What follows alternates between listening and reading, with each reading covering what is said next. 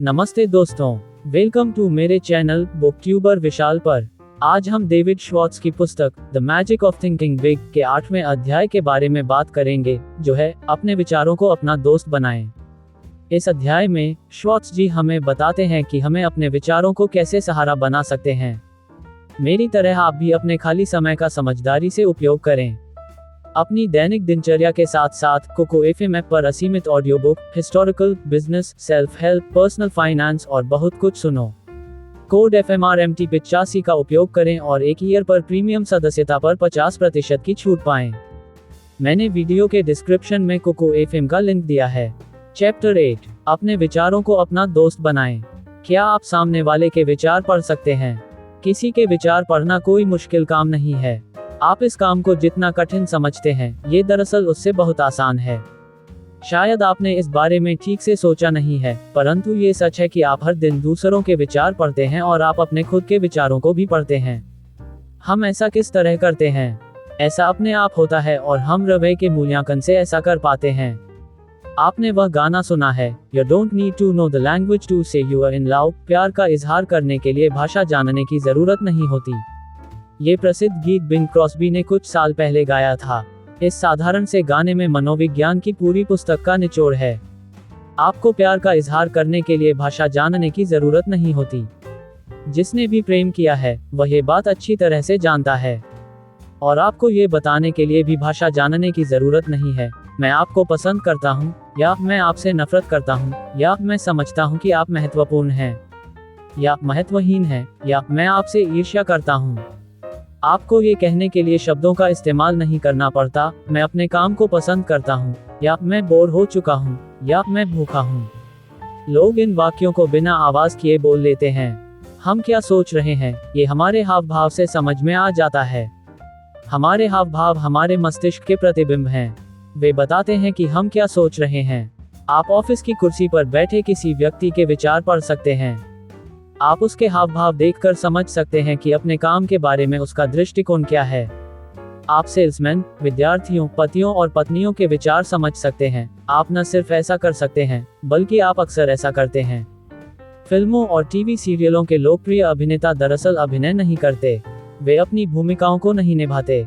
इसके बजाय वे अपने अस्तित्व को भूल जाते हैं और सचमुच ये कल्पना करने लगते हैं कि वे अभिनय किए जाने वाले पात्र के शरीर में घुस गए हैं। उन्हें ये करना ही पड़ता है। इसके बिना वे नकली लगेंगे, उनके अभिनय में जान नहीं आ पाएगी और उनकी लोकप्रियता कम हो जाएगी। हमारे दृष्टिकोण न सिर्फ दिख जाते हैं, बल्कि वे सुनाई भी दे जाते हैं। कोई सेक्रेटरी जब फोन पर बात करती है और कहती है, good morning mister shoemakers office, तो इन 5 शब्दों में वह सेक्रेटरी यह जता देती है, मैं आपको पसंद करती हूँ। मुझे खुशी है कि आपने फोन किया। मुझे लगता है कि आप महत्वपूर्ण हैं। मैं अपने काम को पसंद करती हूँ। परंतु दूसरी सेक्रेटरी इन्हीं शब्दों के माध्यम से यह बोलती हुई लग सकती है, आप मुझे परेशान कर रहे हैं। कितना अच्छा होता अगर आपका फोन नहीं आया होता। मैं अपने काम से बोर हो गई हूँ और मैं ऐसे लोगों को पसंद नहीं करती जो मुझे परेशान करें। हाव भाव से, आवाज की टोन से और आवाज के उतार चढ़ाव से हम किसी के भी रवैये को समझ जाते हैं। इसका कारण क्या है? मनुष्य के इतिहास में बोलने वाली भाषा का जन्म तो हाल ही में हुआ है। अगर हम कालचक्र के हिसाब से देखें, तो पूरे इतिहास की घड़ी के मान से मनुष्य ने इसी सुबह बोलना शुरू किया है। भाषा के जन्म से पहले करोड़ों सालों से इंसान सिर्फ आवाज और इशारों और हाव भाव से अपनी बात कहता आया है। करोड़ों सालों तक इंसान दूसरे इंसानों के साथ संप्रेषण के लिए शब्दों का इस्तेमाल नहीं करता था, बल्कि अपने शरीर, अपने चेहरे के भाव और अपनी आवाज का इस्तेमाल करता था। और हम आज भी अपने दृष्टिकोण और अपनी भावनाएं अभिव्यक्त करने के लिए इनका इस्तेमाल करते हैं। बच्चों के साथ व्यवहार करते समय हमारे पास सीधे शारीरिक स्पर्श के अलावा सिर्फ आवाज, हाव भाव और शरीर की गतिविधियां ही तो संप्रेषण का माध्यम हैं। और बच्चों में ऐसी छठी इंद्रिय होती है कि वे असली और नकली का फर्क तत्काल समझ लेते हैं। प्रोफेसर अरविंद एच शेल, जो लीडरशिप में अमेरिका के प्रख्यात विशेषज्ञ हैं, कहते हैं, सच कहा जाए तो उपलब्धि के लिए सुविधाओं और योग्यता के अलावा किसी और चीज की भी जरूरत होती है। मेरा यह मानना है कि इस उत्प्रेरक को सिर्फ एक शब्द में बयान किया जा सकता है, रवैया। जब आपका रवैया सही होगा, तभी आप अपनी योग्यताओं का अधिकतम उपयोग कर पाएंगे और आपको उसके अच्छे परिणाम अपने आप मिलेंगे। रवैये से फर्क पड़ता है। सही रवैये वाला सेल्समैन अपने लक्ष्य को प्राप्त ही नहीं करता, बल्कि उससे आगे निकल जाता है। सही रवैये वाला विद्यार्थी परीक्षा में फर्स्ट डिवीजन लाता है। सही रवैये वाले दंपति सुखी वैवाहिक जीवन बिताते हैं। सही रवैये से आप लोगों के साथ प्रभावी व्यवहार करते हैं, आप लीडर बन जाते हैं। सही रवैये से आप हर तरह की परिस्थिति में जीत जाते हैं। इन 3 रवैयों को विकसित करें। इन्हें अपने हर काम में अपना साथी बनाएं। 1. मुझ में उत्साह है का रवैया विकसित करना। 2. आप महत्वपूर्ण हैं का रवैया विकसित करना। 3. सेवा भाव का रवैया विकसित करना। अब हम देखते हैं कि ऐसा किस तरह किया जा सकता है। सालों पहले जब मैं कॉलेज में था, मैंने अमेरिकी इतिहास की कक्षा में अपना नाम लिखाया। मुझे क्लास बहुत अच्छी तरह याद है, इसलिए नहीं क्योंकि वहां मैंने अमेरिकन इतिहास के बारे में बहुत कुछ सीखा था, बल्कि इसलिए क्योंकि मैंने वहां पर सफल जीवन का यह मूलभूत सिद्धांत सीखा था: दूसरों में उत्साह भरने के लिए पहले खुद में उत्साह भरें। इतिहास की कक्षा बहुत बड़ी थी और यह एक बड़े हॉल में लगा करती थी। प्रोफेसर अधीर थे और बड़े ज्ञानी थे, परंतु उनके लेक्चर बहुत बोरिंग हुआ करते थे। इतिहास को जीवंत और रोचक विषय के रूप में पढ़ाने के बजाय वे हमें तथ्य और तारीखें गिनाते रहते थे। मुझे ये देखकर हैरानी होती थी कि वे इतने रोचक विषय को इतने बुरे तरीके से कैसे पढ़ा लेते हैं, परंतु वे ऐसा कर लेते थे। आप समझ ही सकते हैं कि प्रोफेसर की बोरियत भरी बातों का विद्यार्थियों पर क्या असर होता होगा। वे या तो बातें करते थे या फिर सो जाते थे। जब माहौल बहुत बिगड़ गया तो प्रोफेसर ने 2 पहरेदारों को तैनात कर दिया ताकि विद्यार्थियों को बातें करने और सोने से रोका जा सके। कभी कभार प्रोफेसर बीच में रुककर अपनी उंगली उठाकर छात्रों से कहते थे, मैं तुम सबको चेतावनी देता हूँ, मेरी बात ध्यान से सुनो, तुम लोग बातें करना बंद कर दो और मेरा लेक्चर सुनो। इससे विद्यार्थियों पर कोई खास असर नहीं पड़ता था, क्योंकि इनमें से कई विद्यार्थी तो हाल ही में युद्ध से लौटे थे और उन्होंने टापुओं और लड़ाकू हवाई जहाज़ों में इतिहास रचा था।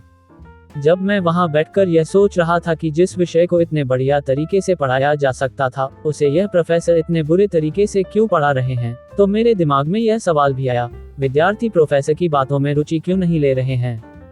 जवाब तत्काल मिल गया। विद्यार्थियों को प्रोफेसर की बातों में कोई रुचि इसलिए नहीं थी क्योंकि अपने लेक्चर या अपने विषय में प्रोफेसर की ही कोई रुचि नहीं थी। वह इतिहास पढ़ाते पढ़ाते बोर हो चुके थे और यह साफ नजर आता था। दूसरों को उत्साहित करने के लिए आपको पहले खुद उत्साहित होना पड़ेगा। सालों तक मैंने इस सिद्धांत को सैकड़ों परिस्थितियों में आजमाया है। हर बार यह सच साबित हुआ है। जिस व्यक्ति में उत्साह नहीं होता, वह दूसरों को उत्साहित नहीं कर सकता, परंतु जो उत्साही होता है, उसके पीछे जल्दी ही बहुत से उत्साहित अनुयायी जमा हो जाते हैं। उत्साही सेल्समैन को इस बारे में फिक्र नहीं होनी चाहिए कि उसके ग्राहकों में उत्साह की कमी हो सकती है। उत्साही टीचर को उत्साहहीन विद्यार्थियों के बारे में फिक्र नहीं करनी पड़ेगी। उत्साहित धर्मोपदेशक उनिंदी भीड़ को देखकर कभी दुखी नहीं होगा। उत्साह से चीजें 1100% बेहतर हो सकती हैं।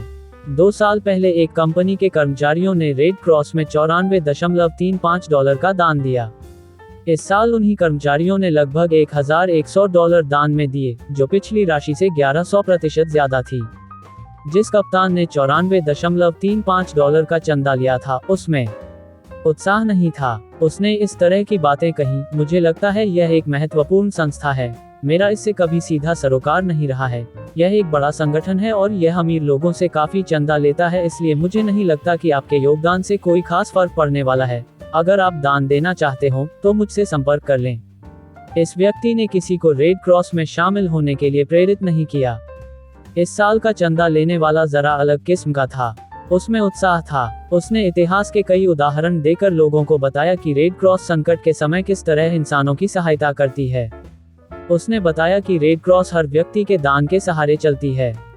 उसने कर्मचारियों को बताया कि वे रेड क्रॉस को उतना ही दान में दें जितना वे अपने मुसीबत में फंसे पड़ोसी की मदद करने के लिए देंगे। उसने कहा, देखिए रेड क्रॉस ने अब तक क्या क्या किया है। ध्यान दीजिए, उसने भीख नहीं मांगी।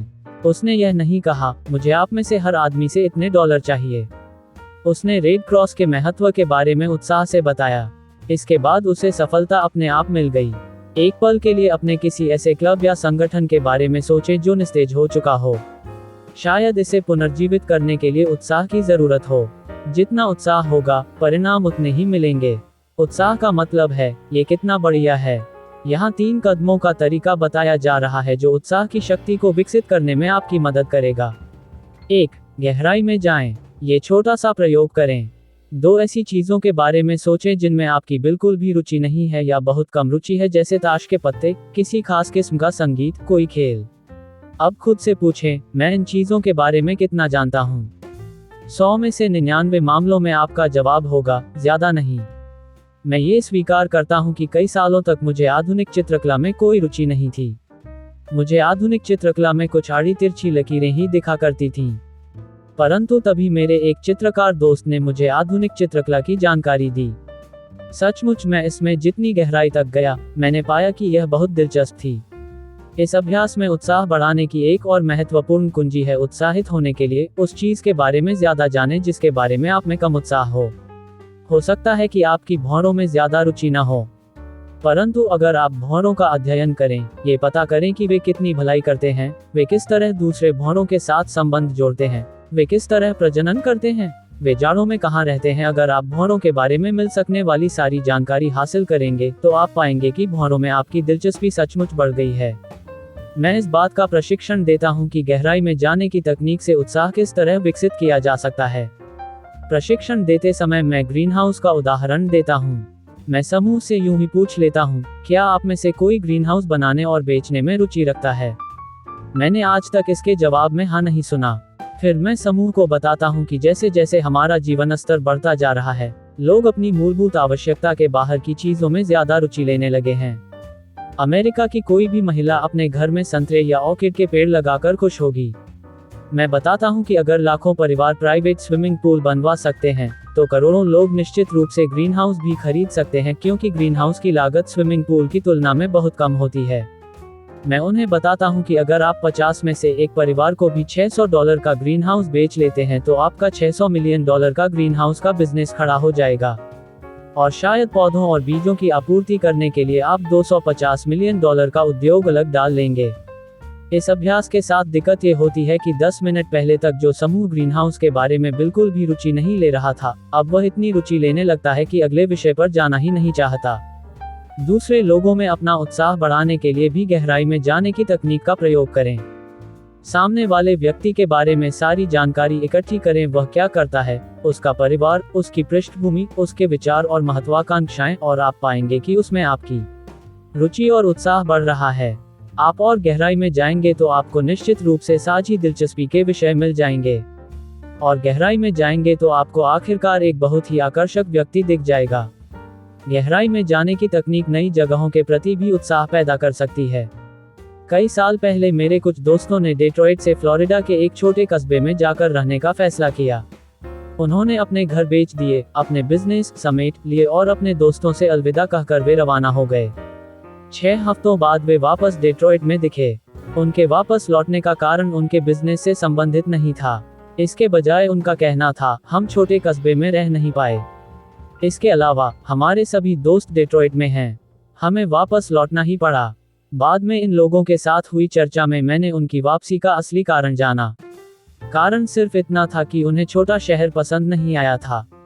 कुछ दिनों के प्रवास में उन्होंने उस जगह का सतही मुआयना किया, वहां का इतिहास, भविष्य की योजनाएं, वहां के लोग। उनका शरीर तो फ्लोरिडा में रह रहा था, परंतु वे अपना दिल डेट्रॉइट में छोड़ गए थे। मैंने दर्जनों एग्जीक्यूटिव्स, इंजीनियरों और सेल्समैनों से बात की जिन्हें उनकी कंपनी दूसरी जगह भेजना चाहती थी, परंतु वे वहां नहीं जाना चाहते थे। मैं शिकागो या सैन फ्रांसिस्को या अटलांटा या न्यूयॉर्क या मियामी जाने का सोच ही नहीं सकता, दिन में कई बार बोला जाता है। नई जगह के बारे में उत्साह बढ़ाने का एक तरीका यह है, नए समुदाय की गहराई में जाने का संकल्प करें। इसके बारे में हर जानकारी इकट्ठी करें, लोगों से मिलें जुलें, पहले ही दिन से अपने को वहां का निवासी समझें। ऐसा करें और आप अपने नए माहौल के बारे में उत्साहित हो जाएंगे।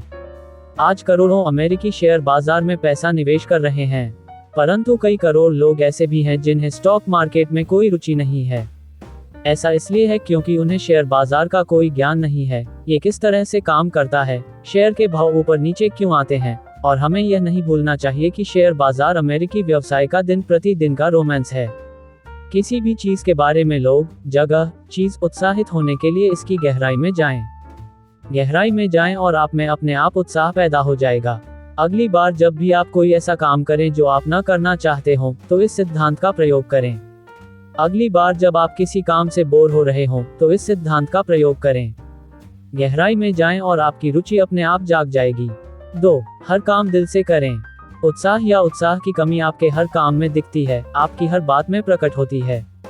दिल से हाथ मिलाएं। जब आप हाथ मिलाएं तो जरा कसकर मिलाएं। अपने हाथ को ये कहने दें, मुझे आपसे मिलकर खुशी हुई, मैं आपसे दोबारा मिलकर खुश हुआ। कमजोर चूहे की तरह हाथ मिलाने से तो अच्छा है कि हाथ ही न मिलाया जाए। इससे लोग ये सोचते हैं ये व्यक्ति जिंदा नहीं बल्कि मुर्दा है, तभी मुर्दों की तरह हाथ मिला रहा है। ये देखने की कोशिश करें कि क्या कोई सफल व्यक्ति चूहे की तरह हाथ मिलाता है। आप कोशिश ही करते रह जाएंगे और ऐसा लंबे समय तक देख नहीं पाएंगे। दिल से मुस्कराएं। अपनी आंखों से मुस्कराएं। कोई भी नकली, चिपकी हुई, रबर जैसी मुस्कान पसंद नहीं करता। जब मुस्कराएं तो दिखना चाहिए कि आप मुस्करा रहे हैं। अपने थोड़े बहुत दांत दिखाएं। हो सकता है कि आपके दांत आकर्षक न हो, परंतु उससे कोई खास फर्क नहीं पड़ता। जब आप मुस्कराते हैं तो लोग आपके दांत नहीं देखते, वे एक गर्मजोशी से भरे उत्साही व्यक्तित्व को देखते हैं और उसे पसंद करते हैं। दिल से धन्यवाद दें। रूटीन धन्यवाद का मतलब तो ग्लिप ग्लिप कहने की तरह मशीनी अंदाज है। ये सिर्फ एक अभिव्यक्ति है, इससे कुछ भी संप्रेषित नहीं होता, इससे परिणाम हासिल नहीं होते। अपने धन्यवाद को इस तरह कहें ताकि सामने वाला ये सुने, बहुत बहुत धन्यवाद।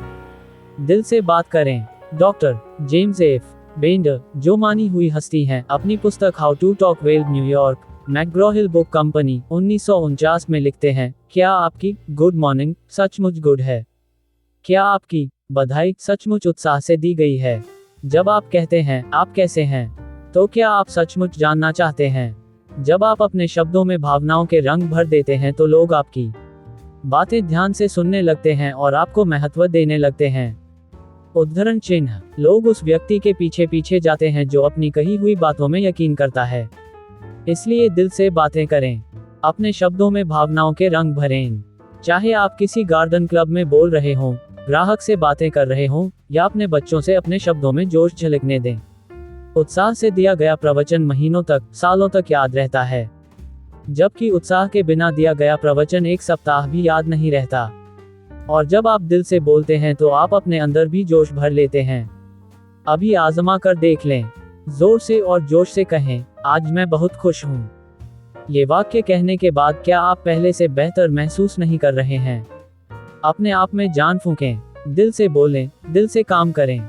अपने हर काम, अपनी हर बात से लोगों को ये लगने दें, इस व्यक्ति में जोश है, हौसला है, वह सचमुच ये काम करना चाहता है, वह निश्चित रूप से सफल होगा। 3. अच्छी खबर फैलाएं। आपके और हमारे सामने कितनी ही बार किसी व्यक्ति ने अचानक आकर कहा होगा, मैं आपको एक अच्छी खबर सुनाना चाहता हूँ। तत्काल हर एक का पूरा ध्यान उस व्यक्ति की तरफ चला जाता है।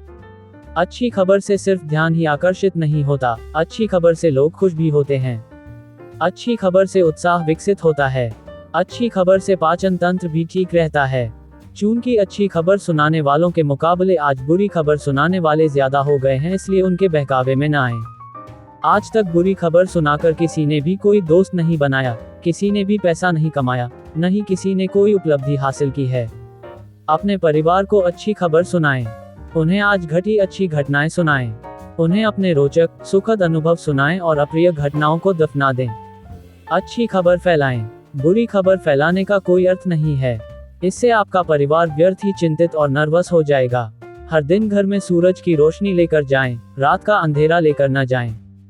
कभी आपने देखा है कि बच्चे मौसम के बारे में कितनी कम शिकायत करते हैं? उन्हें गर्म मौसम से तब तक कोई खास तकलीफ नहीं होती जब तक कि उन्हें नकारात्मक विचार वाले लोग इसके नुकसान से परिचित नहीं करवा देते। चाहे मौसम कैसा भी हो, आप मौसम के बारे में हमेशा अच्छा बोलने की आदत डाल लें। मौसम के बारे में शिकायत करने से आपका मूड खराब होता है और आप दूसरों का मूड भी खराब कर देते हैं। आप कैसा महसूस करते हैं, इस बारे में भी अच्छी खबर सुनाएं। मुझे बहुत अच्छा लग रहा है कहने वाले व्यक्ति बने। हर मौके पर कहें, मुझे बहुत अच्छा लग रहा है, और ऐसा कहने के बाद आपको सचमुच अच्छा लगने लगेगा। इसी तरह से अगर आप लोगों को ये बताएंगे, मुझे बहुत बुरा लग रहा है, तो आपको सचमुच सब कुछ बुरा लगने लगेगा। हम कैसा महसूस करते हैं, ये काफी हद तक हमारे विचारों पर निर्भर करता है। ये भी याद रखें कि सभी लोग उत्साही व्यक्तियों को पसंद करते हैं। शिकायत करने वालों और आधे मुर्दा लोगों के आसपास रहना किसी को भी पसंद नहीं होता। अपने साथ काम करने वालों को अच्छी खबर सुनाएं। उनका उत्साह बढ़ाते रहें, हर मौके पर उनकी तारीफ करते रहें। कंपनी के सकारात्मक कामों के बारे में उन्हें बताएं। उनकी समस्याएं सुनें, उनकी मदद करने की कोशिश करें। लोगों को प्रोत्साहित करें और उनका सहयोग हासिल करें। उनके अच्छे काम के लिए उनकी पीठ थपथपाएं। उन्हें आशा बधाएं। उन्हें बताएं कि आपको उन पर, उनकी क्षमताओं पर भरोसा है और आपको यह विश्वास भी है कि वे सफल हो सकते हैं। चिंता करने वालों की चिंता कम करने की कोशिश करें। हर दिन सही रास्ते पर चलने के लिए ये छोटा सा प्रयोग नियमित रूप से करें।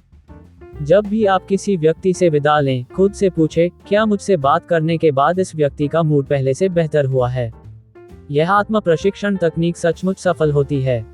अपने कर्मचारियों, अपने सहयोगियों, अपने परिवार, अपने ग्राहकों, यहाँ तक कि कभी कभार मिलने वाले परिचितों के साथ भी इस तकनीक का प्रयोग करें। मेरा एक सेल्समैन मित्र अच्छी खबरों को ब्रॉडकास्ट करता है। वह हर महीने अपने ग्राहकों के पास जाता है और उन्हें नियम से कोई न कोई अच्छी खबर सुनाता है। उदाहरण, मैं पिछले सप्ताह ही आपके एक अच्छे दोस्त से मिला। उसने आपको नमस्ते कहलवाया है।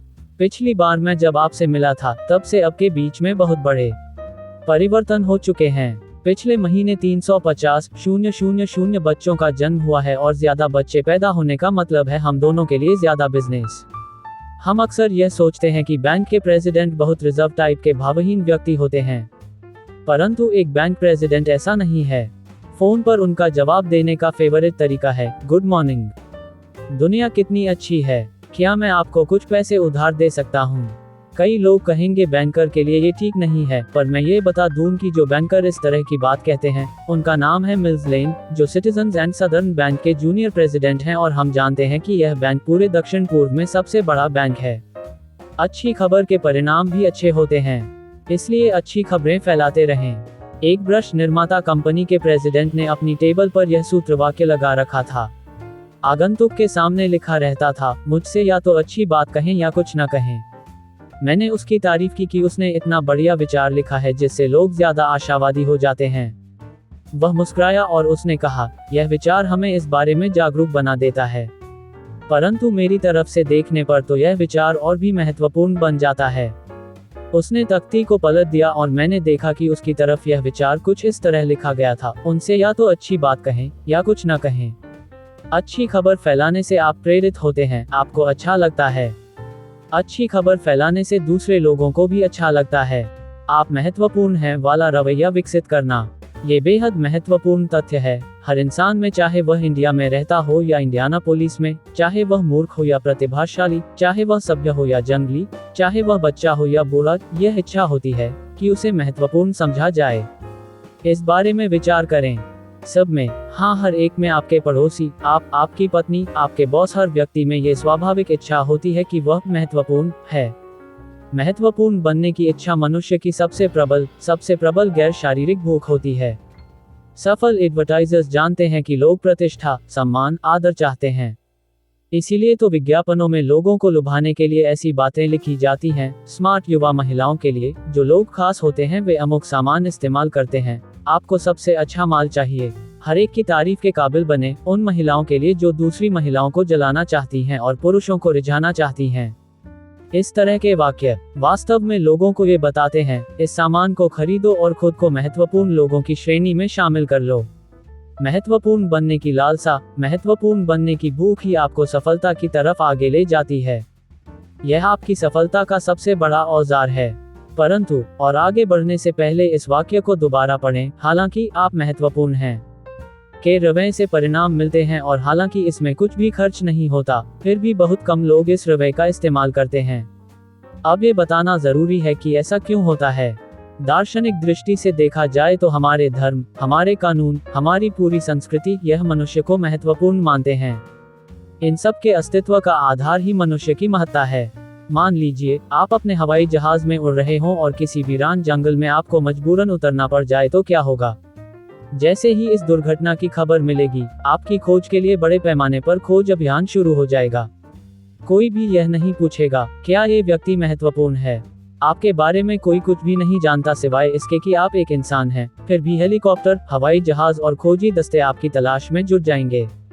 और वे तब तक आपकी खोज करते रहेंगे और इस अभियान में हजारों डॉलर खर्च करते रहेंगे जब तक कि आप उन्हें मिल नहीं जाते या उन्हें यह विश्वास नहीं हो जाता कि अब खोज करने से कोई फायदा नहीं होगा। जब कोई छोटा बच्चा जंगल में गुम जाता है या कुएं में गिर जाता है या किसी ऐसी ही खतरनाक परिस्थिति में फंस जाता है तो कोई इस बारे में नहीं पूछता कि वह बच्चा किसी महत्वपूर्ण परिवार का है या नहीं। बच्चे को बचाने की हर संभव कोशिश सिर्फ इसलिए की जाती है क्योंकि हर बच्चा महत्वपूर्ण होता है। समस्त जीवित प्राणियों में 1 करोड़ में से एक प्राणी ही मनुष्य होता है। मनुष्य जैववैज्ञानिक रूप से दुर्लभ प्राणी है। ईश्वर की योजना में मनुष्य का महत्वपूर्ण स्थान है। अब हम इसके व्यवहारिक पक्ष को देखें।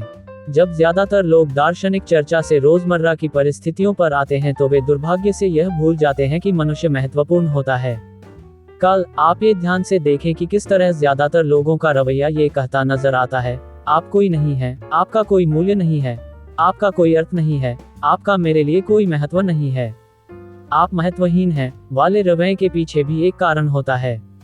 ज्यादातर लोग दूसरे व्यक्ति की तरफ देखते हैं और सोचते हैं, यह मेरे लिए कुछ नहीं कर सकता, इसलिए ये व्यक्ति महत्वपूर्ण नहीं है।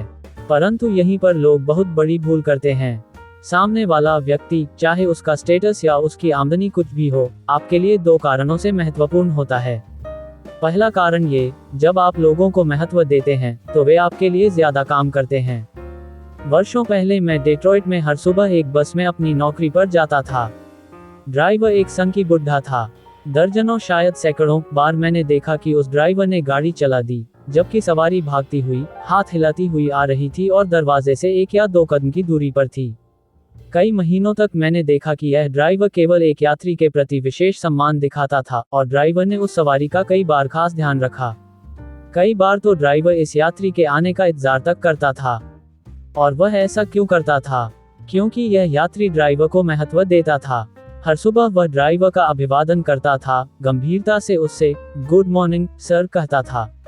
कई बार यह यात्री ड्राइवर के पास बैठ जाता था और उससे छोटे छोटे वाक्य कहता था, आपका काम बड़ी जिम्मेदारी का है, इतने ट्रैफिक में गाड़ी चलाने के लिए बड़ी हिम्मत चाहिए, आपकी बस के हिसाब से तो घड़ी मिलाई जा सकती है। ये यात्री ड्राइवर को इतना महत्वपूर्ण बना देता था जैसे वह 180 यात्रियों के जेट एयरलाइनर को उड़ा रहा हो, और बदले में वह ड्राइवर भी इस यात्री के साथ विशेष व्यवहार करता था। छोटे लोगों को बड़े लोगों की तरह महत्व देने से फायदा होता है। आज अमेरिका में हजारों ऑफिसों में सेक्रेटरी सेल्समैन की सामान बेचने में मदद कर रहे हैं या उसका सामान बिकने नहीं दे रहे हैं, जो इस बात पर निर्भर करता है कि सेल्समैन का सेक्रेटरी के प्रति व्यवहार कैसा है। किसी भी व्यक्ति को अगर आप महत्वपूर्ण अनुभव कराते हैं तो वह आपकी परवाह करने लगेगा, और जब वह आपकी परवाह करेगा तो वह आपके लिए ज्यादा काम करेगा। अगर आप लोगों को महत्वपूर्ण अनुभव कराएं तो ग्राहक आपसे ज्यादा सामान खरीदेंगे, आपके कर्मचारी आपके लिए ज्यादा मेहनत करेंगे, आपके सहयोगी आपके साथ ज्यादा सहयोग करेंगे, आपका बॉस आपकी ज्यादा मदद करेगा। बड़े लोगों को ज्यादा बड़े होने का महत्व देना भी फायदे का सौदा है। बड़ी सोच वाला व्यक्ति लोगों की सर्वश्रेष्ठ क्षमता के हिसाब से उनका मूल्यांकन करता है। चूंकि वह हमेशा लोगों के बारे में बड़ा सोचता है, इसलिए वह उनसे सर्वश्रेष्ठ प्रदर्शन करवाने में सफल होता है। यहाँ सामने वाले को महत्व देने का दूसरा बड़ा कारण बताया जा रहा है। जब आप दूसरों को महत्वपूर्ण अनुभव कराते हैं तो आप खुद को भी महत्वपूर्ण अनुभव कराते हैं। एक लिफ्ट ऑपरेटर जो कई महीनों तक मुझे ऊपर नीचे ले जाती रही, बहुत ही सामान्य महत्वहीन सी महिला थी। वह 50 के करीब होगी, वह जरा भी आकर्षक नहीं थी और वह अपने काम में बिल्कुल रुचि नहीं लेती थी। ये स्पष्ट था कि महत्वपूर्ण दिखने की उसकी चाह जरा भी संतुष्ट नहीं हुई थी। वह उन करोड़ों लोगों में से थी जो कई बार महीनों तक ऐसी जिंदगी जीते रहते हैं जिस दौरान उन्हें यह नहीं लगता कि कोई उनकी परवाह करता है या उनकी तरफ ध्यान देता है। एक सुबह मैंने देखा कि उसने अपने बालों को नए स्टाइल से कटवाया था। जाहिर था कि यह ब्यूटी पार्लर का काम नहीं था, ये तो घरेलू काम दिख रहा था। परंतु बाल कटे हुए थे और पहले से बेहतर दिख रहे थे। इसलिए मैंने कहा, मिस एस, ध्यान दीजिए, मैंने उसका नाम जान लिया था, आपके बालों की कटिंग बड़ी अच्छी हुई है, अब ये सचमुच आकर्षक लग रहे हैं। वह शर्मा गई और उसने कहा, थैंक यू सर, और इसके बाद वह ख्यालों में इस कदर खो गई कि वह अगली मंजिल पर लिफ्ट रोकना तकरीबन भूल गई। उसे तारीफ अच्छी लगी थी। अगली सुबह जब मैं लिफ्ट में घुसा तो मैंने सुना, गुड मॉर्निंग डॉक्टर श्वार्ट्ज। मैंने इससे पहले इस लिफ्ट ऑपरेटर को किसी का नाम लेते नहीं सुना था, और जब तक मैं उस ऑफिस में रहा तब तक उस महिला ने मेरे अलावा किसी को भी नाम से नहीं बुलाया। मैंने ऑपरेटर को महत्वपूर्ण होने का एहसास दिलाया था। मैंने उसकी सच्ची तारीफ की थी और उसे नाम से पुकारा था। मैंने उसे महत्वपूर्ण अनुभव कराया था। अब वह मुझे महत्वपूर्ण अनुभव कराकर एहसान उतार रही थी। हम अपने आप को धोखे में न रखें। जिन लोगों में आत्म महत्ता का भाव गहराई तक नहीं होता है, वे हमेशा औसत जिंदगी जीते रहेंगे। अच्छी तरह से इस बात को समझ लें, आपको सफल होने के लिए महत्वपूर्ण अनुभव करना होगा। दूसरे लोगों को महत्वपूर्ण अनुभव कराने से आपको इसलिए फायदा होता है क्योंकि इससे आप ज्यादा महत्वपूर्ण बन जाते हैं। आजमा कर देखें। 1. तारीफ करने की आदत डालें। दूसरों को ये बताने का नियम बना लें कि आप उनके किए काम की तारीफ करते हैं। कभी भी किसी को भी यह महसूस न होने दें कि आप उसके काम को रूटीन काम मान रहे हैं। गर्मजोशी से, सच्ची मुस्कुराहट के साथ तारीफ करें। मुस्कुराहट से दूसरों को पता चलता है कि आप उनकी तरफ ध्यान दे रहे हैं और आप उन्हें देखकर खुश हुए हैं। दूसरों को ये बताकर उनकी तारीफ करें कि आप उन पर कितने निर्भर हैं। गंभीरता से बोला गया इस तरह का वाक्य, जिम, मैं नहीं जानता कि तुम्हारे बिना मेरा काम कैसे चल पाता, लोगों को उनके महत्व का एहसास करा देता है और इसके बाद वे आपके लिए पहले से ज्यादा और बेहतर काम करते हैं। सच्ची, व्यक्तिगत तारीफ करने की आदत डालें। लोग तारीफ सुनना पसंद करते हैं। चाहे किसी की उम्र 2 साल हो या 20 साल, 9 साल हो या 90 साल, हर मनुष्य तारीफ का भूखा होता है। उसे यह विश्वास दिलाया जाना चाहिए कि वह अच्छा काम कर रहा है, कि वह महत्वपूर्ण है। ऐसा न लगने दें कि आप केवल बड़ी उपलब्धियों की ही सराहना करते हैं। छोटी छोटी बातों पर लोगों को तारीफ का उपहार दें। उनकी वेशभूषा, उनके काम करने का तरीका, उनके विचार, उनकी वफादारी, उनकी मेहनत। उपलब्धियों पर लोगों को चिट्ठी लिखकर उनकी तारीफ करें। किसी विशेष सफलता पर फोन करें या मिलने जाएं। ये सोचने में अपना समय या अपनी मानसिक ऊर्जा बर्बाद न करें कि कौन से लोग बेहद महत्वपूर्ण हैं, कौन से महत्वपूर्ण हैं या कौन से महत्वहीन हैं। किसी के साथ कोई भेदभाव न करें। हर व्यक्ति, चाहे वह स्वीपर हो या कंपनी का वाइस प्रेसिडेंट, आपकी नज़रों में महत्वपूर्ण है। किसी के साथ घटिया व्यवहार करके आप उससे बढ़िया परिणाम की उम्मीद नहीं कर सकते। 2. लोगों का नाम लेने की आदत डालें। हर साल चतुर निर्माता दूसरे निर्माताओं से ज्यादा ब्रीफकेस, पेंसिल, बाइबल और सैकड़ों दूसरे सामान बेच लेते हैं। कारण ये होता है कि वे अपने सामान पर खरीदार का नाम लिख देते हैं। लोगों को अपने नाम का संबोधन अच्छा लगता है। जब किसी का नाम लिया जाता है तो उसे ऐसा लगता है जैसे उसके कानों में शहद घोल दिया गया हो। आपको 2 खास बातों का ध्यान रखना चाहिए। नाम का उच्चारण सही करें और उसकी स्पेलिंग में गलती न करें। अगर आप गलत उच्चारण करते हैं या गलत स्पेलिंग लिखते हैं तो सामने वाला व्यक्ति समझ सकता है कि आपकी नज़रों में उसका कोई महत्व नहीं है। एक और बात का ध्यान रखें, जब भी आप ऐसे लोगों से बात करें जिन्हें आप ठीक से न जानते हों, तो नाम के पहले उचित संबोधन मिस, मिस्टर या मिसेज लगाना न भूलें। आपके ऑफिस का चपरासी जोन्स के बजाय मिस्टर जोन्स कहा जाना ज्यादा पसंद करता है। यही आपके अधीनस्थ कर्मचारी के बारे में भी सही है। यही हर तरह के, हर जगह के लोगों के बारे में सही है। इन छोटे छोटे टाइटल्स से लोग अपने आप को बहुत महत्वपूर्ण समझने लगते हैं। 3. प्रशंसा को झपटने के बजाय इसका निवेश करें। हाल ही में मैं एक कंपनी के कार्यक्रम में अतिथि के रूप में गया। उस शाम डिनर के बाद कंपनी के वाइस प्रेसिडेंट ने 2 डिस्ट्रिक्ट मैनेजर्स को पुरस्कार देने की घोषणा की। इनमें एक पुरुष था और दूसरी महिला थी। इन दोनों ही मैनेजर्स के संगठनों ने उस साल सर्वश्रेष्ठ प्रदर्शन किया था। फिर वाइस प्रेसिडेंट ने इन मैनेजर्स से कहा कि वे 15 मिनट में लोगों को ये बताएं कि उनके संगठनों ने ये काम इतनी अच्छी तरह कैसे किया। पहला डिस्ट्रिक्ट मैनेजर, मुझे बाद में पता चला कि उसे 3 महीने पहले ही मैनेजर बनाया गया था और इसलिए वह अपने संगठन के शानदार प्रदर्शन के लिए आंशिक रूप से ही जिम्मेदार था, उठा और उसने लोगों को बताया कि उसने ऐसा किस तरह किया। उसने यह जताया जैसे उसके प्रयासों से और केवल उसके प्रयासों से ही उस संगठन की बिक्री इतनी बड़ी है। उसके भाषण में बार बार इस तरह के वाक्य आ रहे थे, जब मैंने काम संभाला तो मैंने ये किया, मैंने वह किया, जब मैं आया तो हर चीज गड़बड़ थी, परंतु मैंने सब कुछ ठीक ठाक कर दिया। यह आसान नहीं था, परंतु मैंने परिस्थिति का अध्ययन किया और मैंने निश्चय किया कि चाहे जो हो, मैं सफल होकर दिखाऊंगा। उसके बोलते समय उसके संगठन के सेल्समैनों के चेहरे पर निराशा साफ दिख रही थी। डिस्ट्रिक्ट मैनेजर सफलता का सारा श्रेय खुद ही लिए जा रहा था और उन्हें नजरअंदाज कर रहा था। रिकॉर्ड सेल में सेल्समैनों की कड़ी मेहनत का योगदान है, इस बात को मैनेजर ने नहीं बताया था। इसके बाद दूसरी डिस्ट्रिक्ट मैनेजर ने अपनी बात कही, परंतु इस महिला की शैली बिल्कुल अलग थी। पहले तो उसने बताया कि उसके संगठन को जो सफलता मिली है वह उसकी टीम के जी जान से किए गए प्रयासों का परिणाम है। इस सफलता के असली हकदार तो उसके सेल्समैन हैं। इसके बाद उस मैनेजर ने अपने हर सेल्समैन को खड़े होने के लिए कहा ताकि वह हर एक को उसके प्रयास के लिए बधाई दे सके, उसकी तारीफ कर सके। दोनों के व्यवहार में कितना फर्क था। पहले मैनेजर ने वाइस प्रेसिडेंट की तारीफ झपट कर रख ली और खुद ही पूरी तारीफ हड़प कर गया। उसके ऐसा करने से उसके अपने ही लोग उससे चिढ़ गए।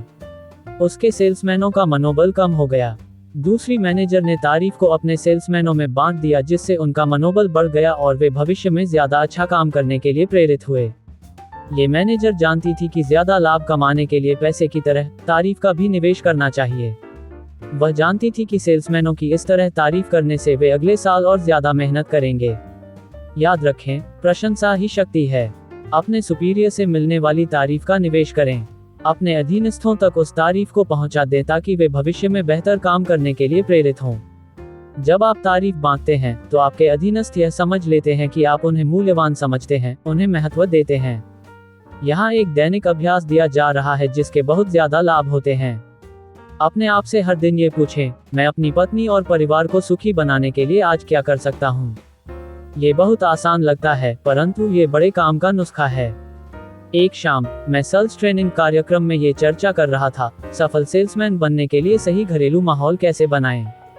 अपनी बात को समझाने के लिए मैंने सेल्समैनों से पूछा जो सभी शादीशुदा थे, आखिरी बार क्रिसमस को, अपनी शादी की सालगिरह को या अपनी पत्नी के जन्मदिन को छोड़कर आपने कब उसे कोई खास तोहफा दिया था। मैं भी जवाबों को सुनकर हैरान रह गया।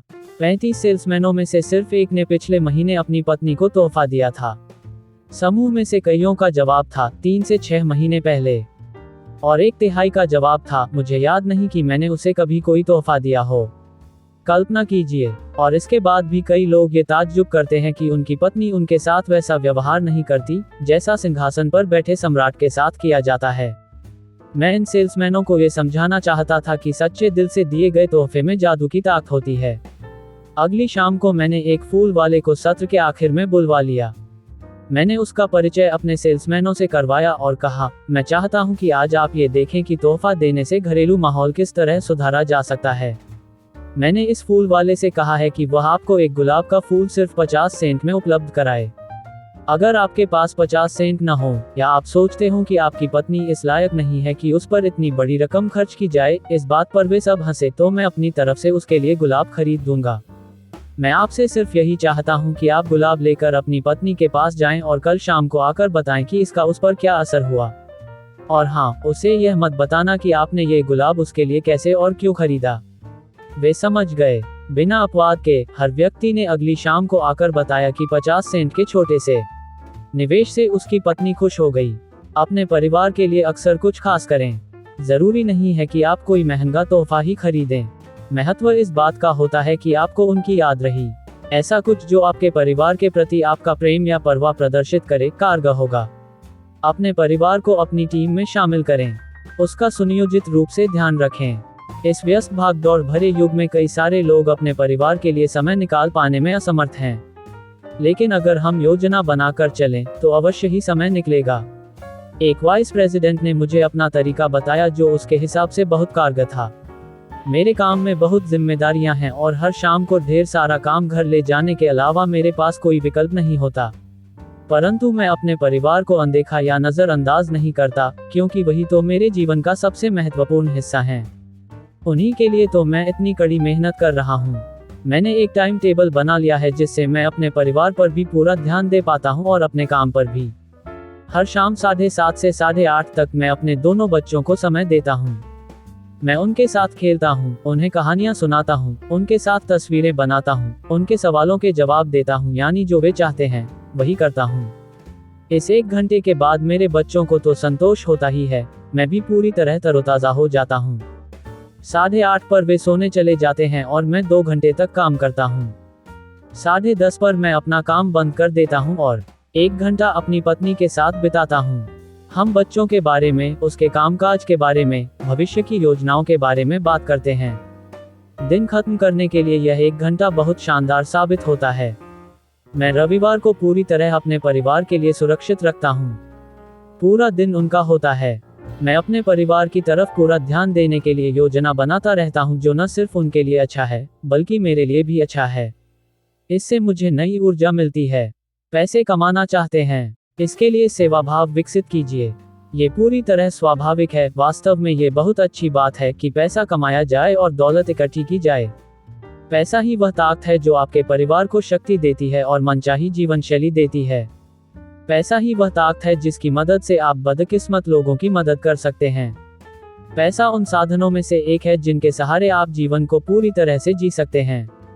एक बार एकर्स ऑफ डायमंड्स के लेखक महान पादरी रसेल एच कॉनवेल की आलोचना हुई। आलोचना का कारण ये था कि रसेल लोगों को पैसा कमाने के लिए प्रेरित करते थे। अपनी आलोचना के जवाब में उन्होंने कहा, पैसे से ही आपकी बाइबल छपी है, पैसे से ही आपके चर्च बने हैं, पैसे से ही आप अपने मिशनरीज को भेज पाए हैं, अपने पादरियों को भी आप पैसा देते हैं। और अगर आप उन्हें पैसा देना बंद कर देंगे तो आपके पास ज्यादा पादरी भी नहीं बचेंगे। वह व्यक्ति जो कहता है कि वह गरीब रहना चाहता है, वह या तो अपराध बोध से ग्रस्त है या फिर वह अपने आप को अयोग्य समझता है।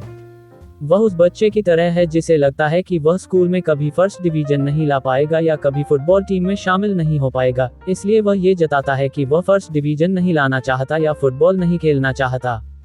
पैसे कमाना एक बढ़िया लक्ष्य है।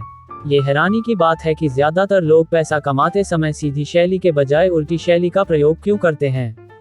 हर कहीं आप देखते हैं कि लोगों का रवैया पहले पैसा होता है, परंतु इन्हीं लोगों के पास सबसे कम पैसा होता है।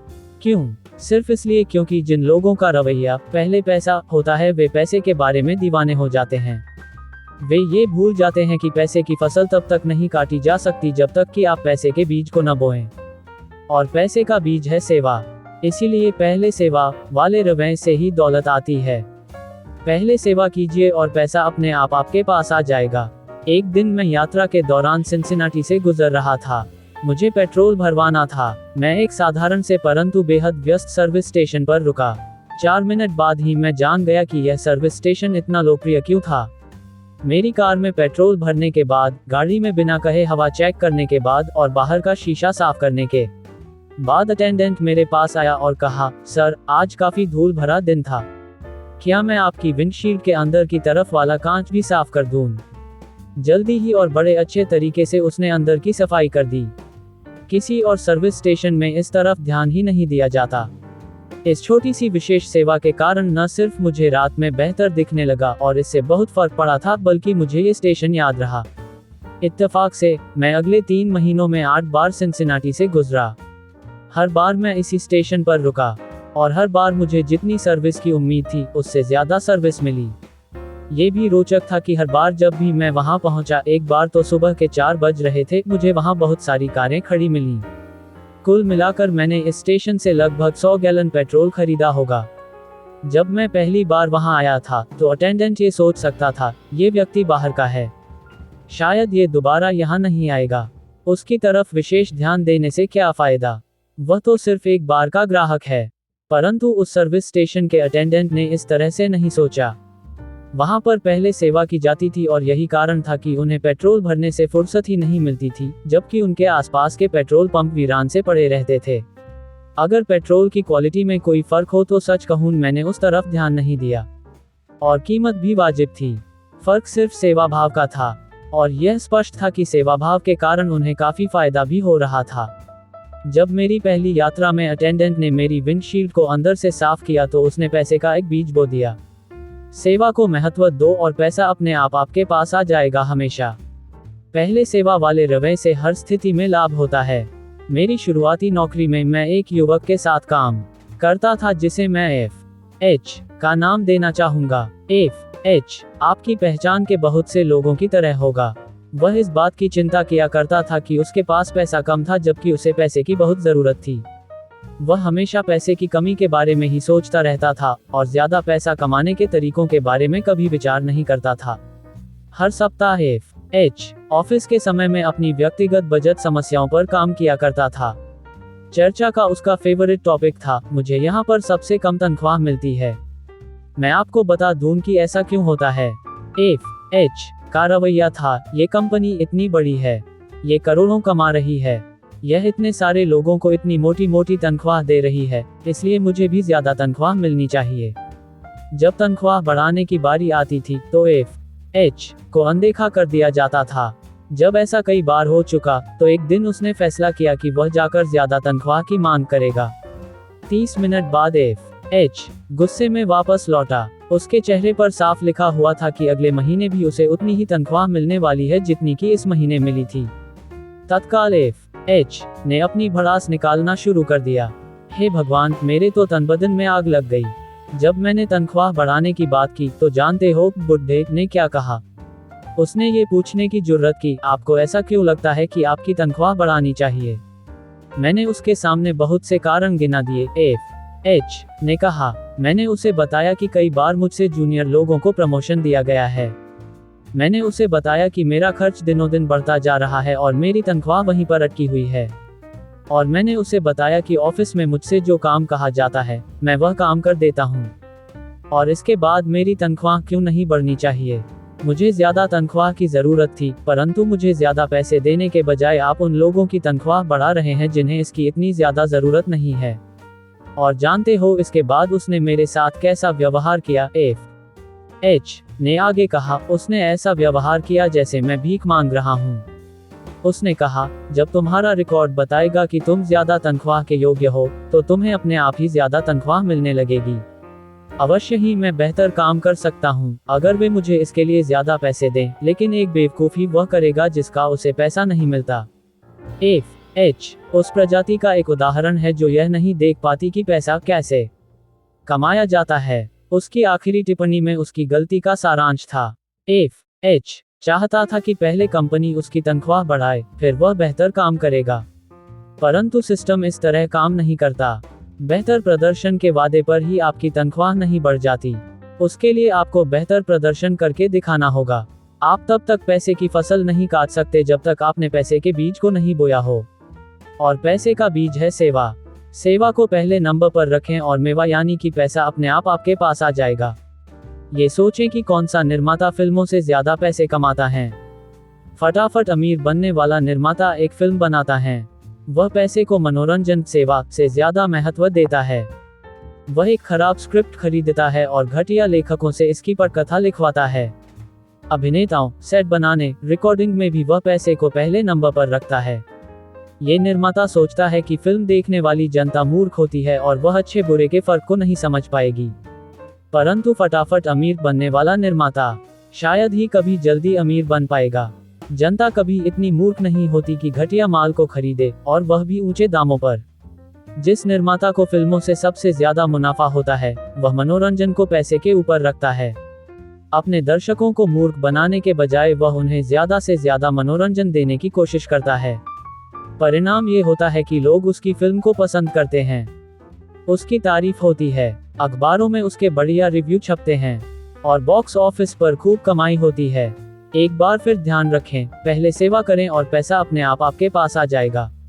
वह वेटर जो अपने ग्राहक को सबसे अच्छी सर्विस देने की कोशिश करता है, उसे टिप के बारे में चिंता करने की कोई जरूरत नहीं है। टिप उसे जरूर मिलेगी और अच्छी मिलेगी, परंतु उसी का साथी वेटर जो कॉफी के खाली कपों को अनदेखा कर देता है, उन्हें अपने आप क्यों भरूं?